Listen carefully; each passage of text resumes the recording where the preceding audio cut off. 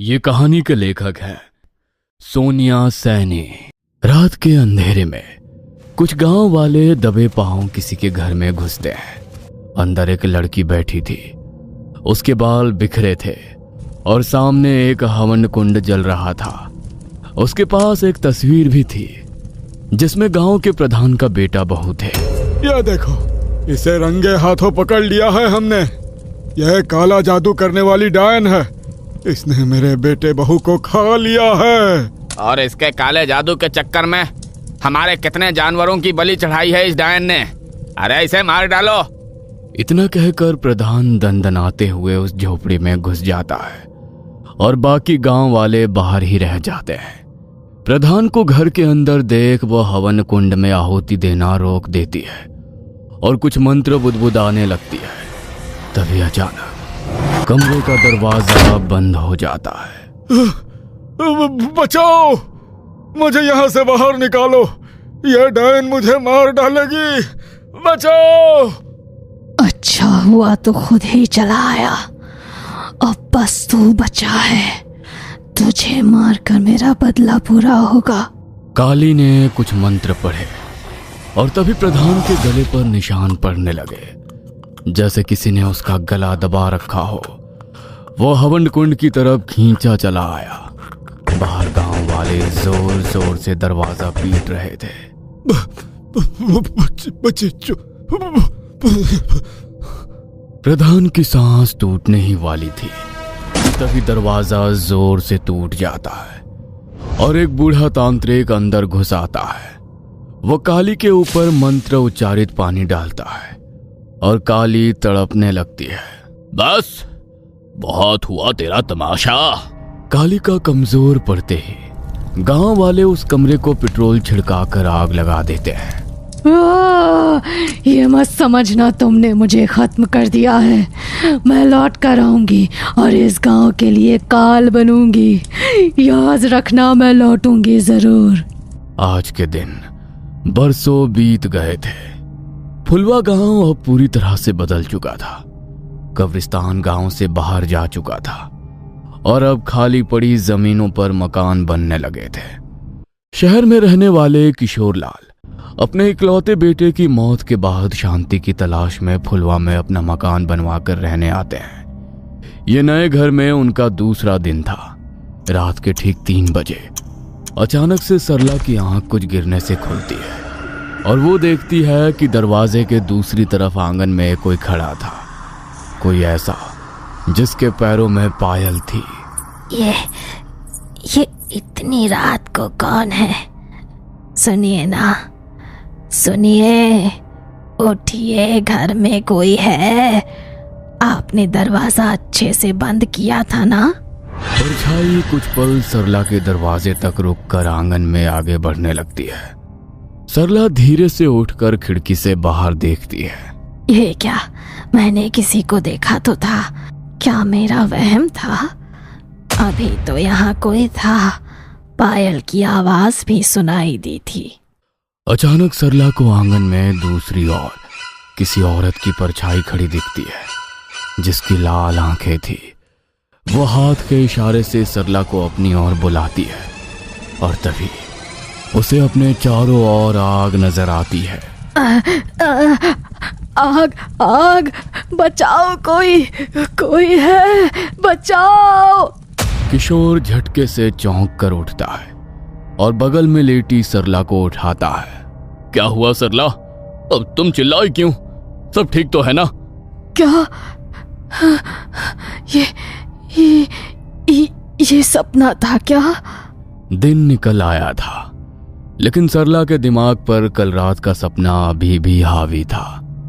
गर्मियों की तपती दोपहर थी। घर का काम खत्म करने के बाद सरला बिस्तर पर आंख बंद करके लेटी थी। अचानक उसे महसूस होता है जैसे कोई जोर जोर से उसका दरवाजा पीट रहा है। सरला बेहद घबरा गई थी। वो दरवाजे तक पहुंची तो उसे बाहर आंगन में कुछ अजीब आवाजें सुनाई देने लगती हैं। डरते हुए वो दरवाजा खोलती है। सामने किशोर आंगन में झुका हुआ जमीन खोद रहा था। इतनी दोपहर में यहाँ क्या कर रहे हैं? हटिए, बीमार पड़ जाएंगे। किशोर सरला को जवाब नहीं देता, बल्कि अभी उसके मुंह से कुछ अजीब डरावनी आवाज सुनाई दे रही थी। सुन रहे हैं ना आप? हटिए यहाँ से। किशोर बिना रुके बस खोदता जाता है, जैसे उसे कुछ सुनाई ही नहीं दे रहा था। उधर कुत्तों के रोने की आवाज लगातार तेज होती जा रही थी। आसमान में देखते ही देखते काला अंधकार छा जाता है और आसमान में लाल चांद नजर आने लगता है। ये सब क्या हो रहा है? यह अचानक रात कैसे हो गई? सरला के हाथ कांपते हुए किशोर की तरफ बढ़ते हैं और तभी किशोर पलटता है। सरला की सांस किशोर को देखते ही अटक जाती है, क्योंकि किशोर की आंखों से खून बह रहा था। उसके नाखूनों से मांस बाहर आ गया था, मुंह से लार बाहर आ रही थी और चेहरा टेढ़ा हो गया था। ऐसा लगता ही नहीं था कि वो किशोर ही है। सरला किशोर की ओर बढ़ती है और तभी जमीन के अंदर से एक हाथ बाहर निकलता है और झटके से किशोर का गला पकड़ लेता है। किशोर दर्द से छटपटाने लगता है। बाहर निकाल मुझे, वरना मरोगे तुम दोनों। कोई नहीं बचा पाएगा तुम्हें। आज तुम दोनों की आखिरी रात होगी। सरला वो डरावनी आवाज सुनकर चीख पड़ती है और उसी चीख के साथ सरला की आंख खुल जाती है। ये मुझे बार बार एक ही सपना क्यों आ रहा है? अब मुझे पता लगाना ही पड़ेगा कि वहां आंगन में आखिर क्या है। मेरी माँ कहती थी कि घर में काली शक्ति का पता लगाने के लिए नींबू मिर्च का प्रयोग किया जाता है। आज आजमा कर देखती हूँ। सरला ने कुछ मंत्र पढ़े और अपनी कुलदेवी का नाम लेकर 3 नींबू ले जाकर आंगन में उसी स्थान पर रख दिए। देखते ही देखते नींबू काले पड़ने लगे और कुछ ही देर में उनसे दुर्गंध आने लगी। हे ईश्वर, इसका मतलब वो सिर्फ सपना नहीं, उसकी ललकार है। अगर मैंने उसे बाहर ना निकाला तो वो आज रात हमें छोड़ेगी नहीं। आधी रात गए जब किशोर गहरी नींद में था। सरला की आंखों से नींद कोसों दूर थी। बार बार उसके कानों में वही आवाज गूंज रही थी। यह आवाज अब उसकी बर्दाश्त से बाहर हो गई थी। एकाएक सरला आंगन में पहुंचती है। वो फावड़ा उठाती है और खुदाई शुरू करती है। धीरे धीरे मिट्टी हटती जाती है और उसका डर भी धीरे धीरे गहराता जाता है। लेकिन कुछ देर बाद उसका फावड़ा किसी सख्त चीज से टकराता है। सरला रुक जाती है। उसकी सांसें तेज हो जाती हैं। कांपते हाथों से उसने मिट्टी हटाई। सामने एक मूर्ति नजर आ रही थी जो किसी देवी जैसी लगती थी। ये यहाँ कैसे आ सकती है? तो क्या वो देवी का आदेश था? मैंने कितना गलत समझा माँ। आप मेरे आंगन से अवतरित हुई, मैं धन्य हो गई।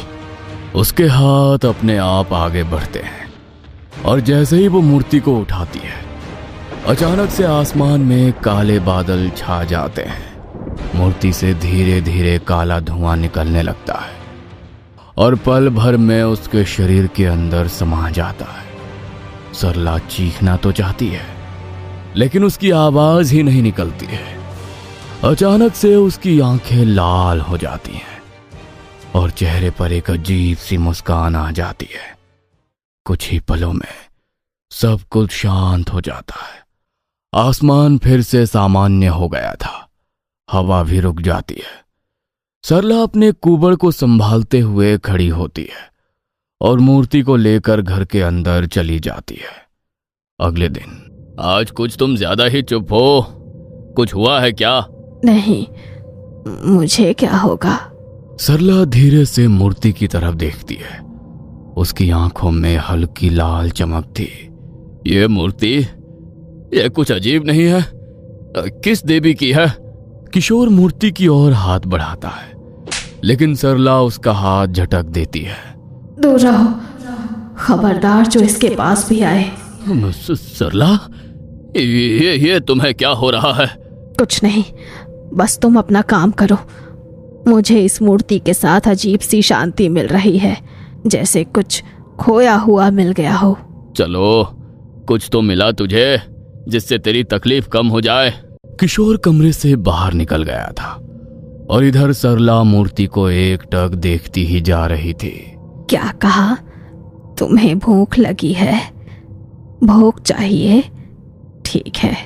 सरला ने कमरे में लगा बल्ब बुझा दिया, उल्टा स्वास्तिक बनाकर उसके सामने कच्चा मांस रखा और फिर वहां बैठकर कुछ अजीब मंत्र पढ़ने लगी। अगले दिन देर रात गए सरला चादर से मुंह ढककर गांव में जाती है और एक बिल्ली को मारकर उसका शव गांव के घरों के आगे बिखेर देती है। अगली सुबह घर के दरवाजे पर खून और बिल्ली की ऐसी हालत देख सभी का कलेजा मुंह को आ गया था। तभी सरला वहां पहुंचती है। ये कोई शुभ शगुन नहीं, अनिष्ट की आहट है। देवी को भोग चढ़ाओ, वो तुम्हारे सारे संकट दूर कर देगी। देवी? अरे कौन देवी? सरला गांव वालों को आंगन से मूर्ति मिलने की बात बताती है। सरला बहन, क्या मैं देवी दर्शन के लिए आ सकती हूँ? मुझे बहुत डर लग रहा है। ये खून मेरे ही दरवाजे क्यों मिला? सरला हाँ में गर्दन हिला देती है। मीना जैसे ही मूर्ति के सामने आती है, उसके चेहरे के भाव बदल जाते हैं। आंखें लाल और चेहरे पर सख्त भाव नजर आने लगते हैं। मीना, देवी को बलि चाहिए। कल रात सरपंच के कुत्ते की बलि देवी को अर्पण करनी होगी। मीना हाँ में गर्दन हिलाकर वहां से बाहर निकल जाती है। अगली रात ठीक 12 बजे सरपंच के घर का खाना बनाने वाली मीना कुत्ते को लेकर सरला के घर पहुंच गई थी। कमरे में गहरा अंधेरा फैला हुआ था। मूर्ति के आगे एक दीपक जल रहा था। मीना ने मूर्ति के सामने अपना सर झुकाया और पास रखे चाकू से अपनी उंगली काटकर रक्त से मूर्ति का अभिषेक कर दिया। भोग तैयार है। मीना ने छुरा उठाया और कुत्ते का सर धड़ से अलग कर दिया। पूरे घर में शेरों की एक डरावनी चीख सुनाई पड़ी और सब शांत हो गया। ये कैसी आवाज थी? सरला कहाँ है? ये सब क्या चल रहा है? किशोर को स्टोर रूम से कुछ अजीब आवाजें सुनाई दे रही थी। वो स्टोर रूम का दरवाजा खोलकर अंदर जाता है तो वहां का नजारा देख उसकी सांस हलक में अटक जाती है। ये क्या हो रहा है मेरे घर में? तो क्या जो भी मौतें पिछले दिनों हुई वो सारी घटनाएं इसी मूर्ति के कारण हुई? आज मैं इसे उठाकर बाहर फेंक दूंगा। पागल हो गई हो तुम? किशोर की बात सुनकर सरला झटके से आगे बढ़ती है और किशोर का गला पकड़ लेती है। कमजोर मत समझना मुझे। उस मूर्ति को हाथ भी लगाया तो जमीन में जिंदा गाड़ दूंगी। सरला जो पिछले 10 सालों से कमर में कुबड़ निकलने से सीधा नहीं चल पाती थी, आज वो तन कर सीधी खड़ी हो गई थी और जाने कहां से इतनी ताकत आ गई थी उसके भीतर कि एक हाथ से उसने किशोर को उठाकर हवा में लटका दिया था। ये क्या हो गया था इसे? ये सरला थी ही नहीं। वो सरला को उठाकर बिस्तर पर लिटाता है और बिना समय गंवाए घर से बाहर निकलता है और भागते हुए पड़ोसी जुगनू के घर पहुंचता है। किशोर उसे पूरी बात बता देता है, जिसे जुगनू सुनकर सन्न रह जाता है। गांव के सिद्ध तांत्रिक के पास चलते हैं, वही कुछ बता पाएंगे। मुझे तो ये कुछ बड़ी बला लगती है। वे दोनों एक पुराने से घर के सामने पहुंचते हैं। वहां अंदर धूप, दीपक और धीमी मंत्रों की आवाज आ रही थी। अंदर एक तांत्रिक आंखें बंद करके बैठा था। तांत्रिक आंखें खोलता है और किशोर कांपती आवाज में पूरी बात बताता है। जैसे ही वो मूर्ति का जिक्र करता है, तांत्रिक का चेहरा सख्त हो जाता है। बहुत बड़ी अनहोनी हुई है। अगर वो सच में काली के वश में आ गई है तो अब बात सिर्फ तुम्हारे घर की नहीं रही, पूरा गांव ही खतरे में है। बाबा, साफ साफ बताइए, ये सब क्या है? आखिर मेरी पत्नी के साथ ये क्या हो रहा है? काली माँ क्यों किसी का अनिष्ट करेगी? जिसे तुम काली माँ समझ रहे हो वो कोई देवी नहीं बल्कि एक बुरी आत्मा है। बहुत लंबी कहानी है, मेरे पिताजी को शायद अंदाजा था कि भविष्य में गांव पर यह खतरा आएगा, इसीलिए उन्होंने मुझे सब बता दिया था। कई साल पहले इसी गांव में एक लड़की रहती थी। वो गांव के प्रधान के बेटे से प्यार करती थी और प्रधान का बेटा भी उससे शादी का वादा कर चुका था। लेकिन प्रधान को जब यह पता चला, मानो बिजली आ गिरी उस पर। एक छोटी जात वाली गरीब लड़की को वो अपनी बहू बनाने को राजी ना हुआ। वक्त बीतता गया और एक दिन प्रधान के लड़के की शादी एक अमीर घराने की लड़की से हो गई। प्रधान का बेटा पिता के कहने से आगे बढ़ गया, लेकिन काली वो ना आगे बढ़ना चाहती थी ना पीछे लौटना। तुमने मेरे साथ धोखा किया है, मैं तुम्हें नहीं छोड़ूंगी। समाज, पिता, गांव, प्रतिष्ठा, यही सब प्यारा है ना तुझे? एक दिन ऐसा आएगा कुछ नहीं बचेगा, बचेगा तो सिर्फ मेरा इंतकाम और मेरी नफरत। प्रधान के परिवार से बदला लेने के लिए वो काला जादू सीखने लगी थी। वो आधी रात को शमशान में साधना किया करती, अध जले शवों के मांस को नोचकर खाया करती और जंगल में ही अपनी झोपड़ी बनाकर अलग रहती। गांव में मानो मनहूसियत छाने लगी थी। कभी खड़ी फसलें बर्बाद हो जाती तो कभी एक साथ गांव के मवेशी मरे मिलते, कभी सूखा कभी महामारी।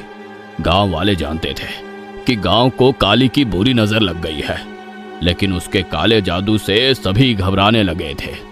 प्रधान की नई नवेली बहू की मौत के बाद उसकी पत्नी की भी रहस्यमयी तरीके से मौत हो गई थी। प्रधान समझ गया था कि अगर अभी उसने कुछ नहीं किया तो ये सब खत्म हो जाएगा। प्रधान एक तांत्रिक के पास गया और उससे मदद मांगी।